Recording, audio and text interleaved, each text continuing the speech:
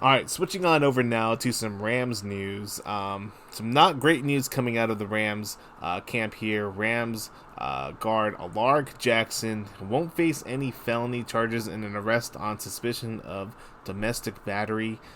This is from NBC.com. Los Angeles Rams offensive lineman Alaric Jackson will not face felony charges in connection with his arrest on suspicion of domestic battery earlier this month in his San Fernando Valley home.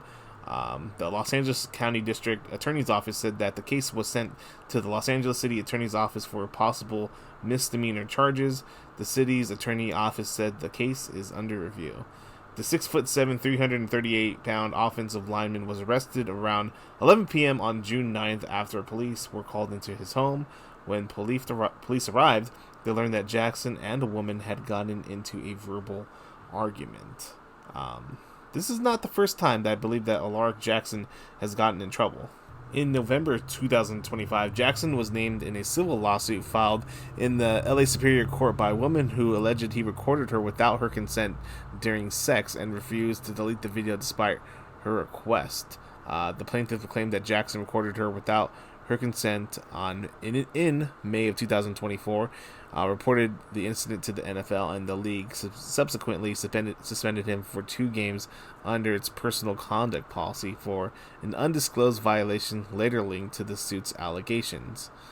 Yeah, so this is not the first time he's been in trouble, and honestly, if this is a pattern for this guy, as talented as he is, if this is a pattern, then this is not somebody that the Rams want to be associated with.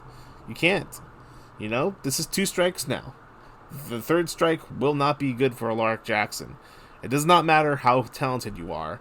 You keep messing up like this and really getting yourself into trouble.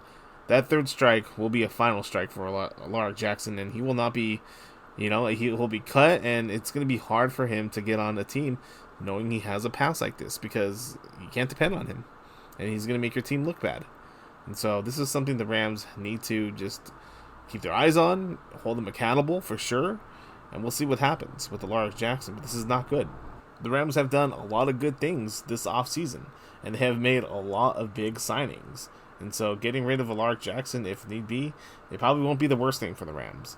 In other news and notes, something that could be potentially impacting the Rams, as much as they've done really great this offseason, another big thing that could be potentially impacting them is a potential holdout on Puka Nacua and his contract status.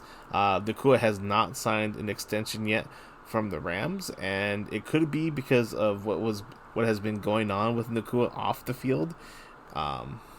There was an off the field incident where Nacua bit a woman, and that was completely crazy in itself. Nacua went to rehab.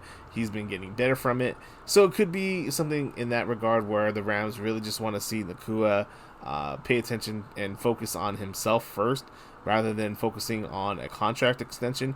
It's going to come. Nacua is that talented of a player where the Rams are going to want to keep him under contract for a long time. I mean, he is coming off another great season. And this is a season also where lots of receivers are getting contract extensions. From Seattle, you have JSN, who just got a contract extension with the Seattle Seahawks. I was going to call them Supersonics. The Seahawks. But he just got a 4-year, $168 million deal. And the Rams have been paying players left and right to come in.